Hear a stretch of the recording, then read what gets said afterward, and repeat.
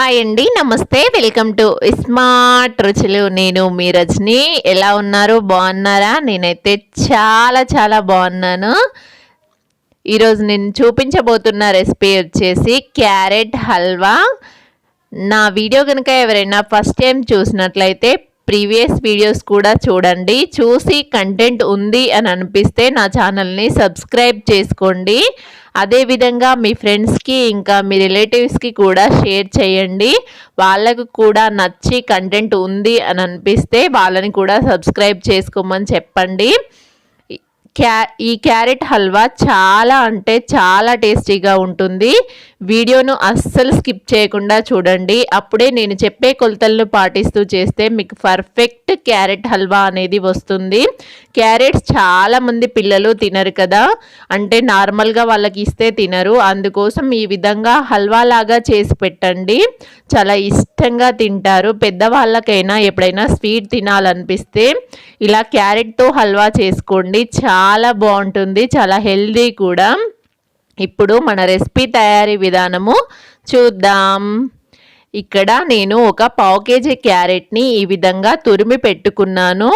పావు KG carrot తీసుకొని దానిపైన చెక్కు తీసి ఈ విధంగా కొబ్బరి తురుముకుంటాం కదా, దాంతో ఈ విధంగా తురిమి పెట్టుకున్నాను.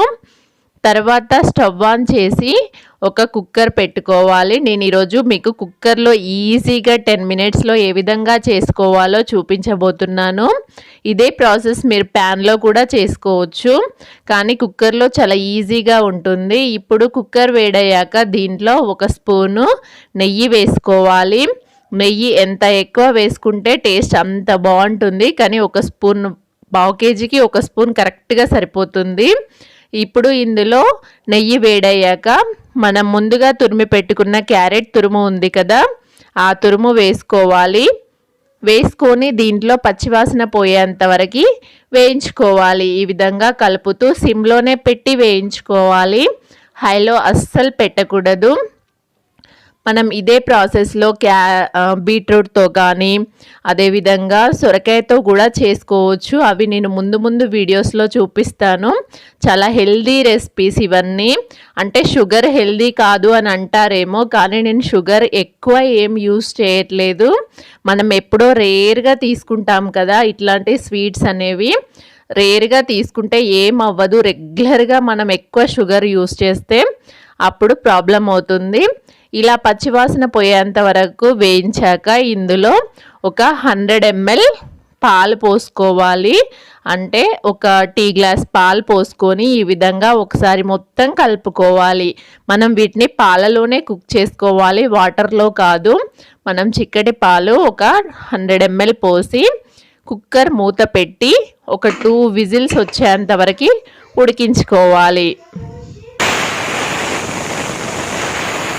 2 విజిల్స్కి మన ఈ క్యారెట్ తురుము పర్ఫెక్ట్గా కుక్ అవుతుంది. మళ్ళీ మనం ఎక్కువ కుక్ చేయాల్సిన అవసరం లేదు. 2 విజిల్స్ వచ్చాక దానిలో ప్రెషర్ మొత్తం పోయాక లిడ్ ఓపెన్ చేసి చూస్తే చూడండి, మన క్యారెట్ అనేది పర్ఫెక్ట్గా కుక్ అవుతుంది. ఈ విధంగా ఒకసారి కలిపి చూస్తే క్యారెట్ అనేది పర్ఫెక్ట్గా కుక్ అవుతుంది. ఇప్పుడు ఫ్లేమ్ అనేది చూపిస్తాను చూడండి. ఇలా నలిపితే ప్రెస్ చేస్తే క్యారెట్ అనేది ఉడికిపోయింది. ఇప్పుడు హై ఫ్లేమ్లో పెట్టి దానిలో ఉన్న పాలంతా ఎగిరేంత వరకు ఒకసారి కలుపుకుంటూ కుక్ చేసుకోవాలి. అందులో ఉన్న పాలు మొత్తం ఎగిరిపోవాలి.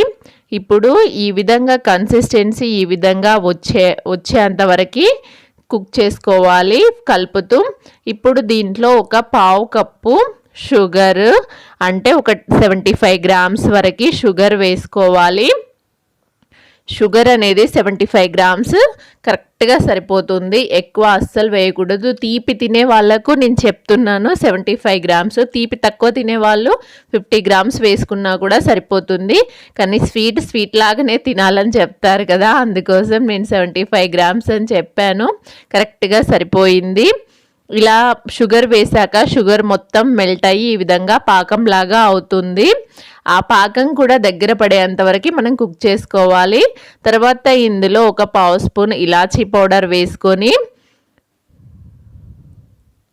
ఒక 25 గ్రామ్స్ అంటే 2 స్పూన్స్ అంతా కోవా వేసుకోవాలి. కోవా ఉన్నవాళ్ళు కోవా వేసుకోవచ్చు, లేదంటే 2 స్పూన్స్ మిల్క్ పౌడర్ వేసుకోవచ్చు, లేదంటే మనం పాలని చిక్కగా కోవాలాగా చేసుకుంటాం కదా, అలా చేసి అది కూడా 2 స్పూన్స్ వేసుకోవచ్చు. ఇది వేయడం వలన మన క్యారెట్ హల్వాకి ఎక్స్ట్రా టేస్ట్ వస్తుంది, చాలా బాగుంటుంది.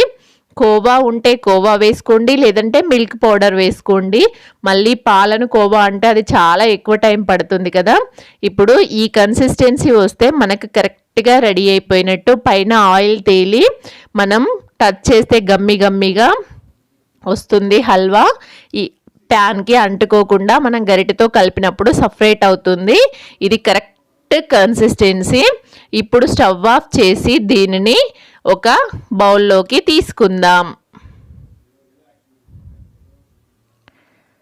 దీనిని మొత్తం ఒక బౌల్లోకి తీసుకొని దీనిపైన మనం డ్రై ఫ్రూట్స్ వేసి గార్నిష్ చేసుకుంటే మన టేస్టీ టేస్టీ క్యారెట్ హల్వా అనేది రెడీ అయిపోతుంది.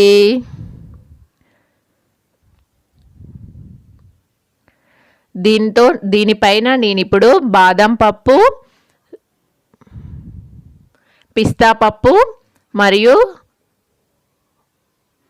మీకు నచ్చిన డ్రై ఫ్రూట్స్ వేసి గార్నిష్ చేసుకోవచ్చు. మీ ఇంట్లో ఏ డ్రై ఫ్రూట్స్ తింటే ఆ డ్రై ఫ్రూట్స్ వేసి గార్నిష్ చేసుకొని సర్వ్ చేసుకోవడమే.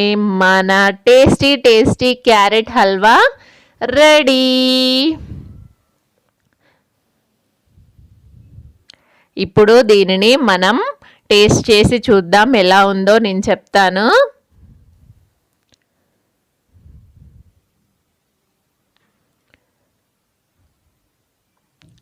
నిజంగా అండి చాలా అంటే చాలా టేస్టీగా ఉంది. అన్నీ కరెక్ట్గా సరిపోయాయి. కరెక్ట్ మెజర్మెంట్స్లో నేను చూపించాను. ఇదే ఫాలో అయ్యి చేయండి. మీ ఇంట్లో వాళ్ళు కూడా చాలా ఇష్టంగా తింటారు. నా రెసిపీ మీకు నచ్చిందా? అయితే మీరు ట్రై చేసి మీకు ఎలా వచ్చిందో మీ ఫీడ్బ్యాక్ని నాకు కామెంట్ చేయండి. మరిన్ని కొత్త రెసిపీస్ కోసం నా ఛానల్ని సబ్స్క్రైబ్ చేసుకోండి. Thank you for watching.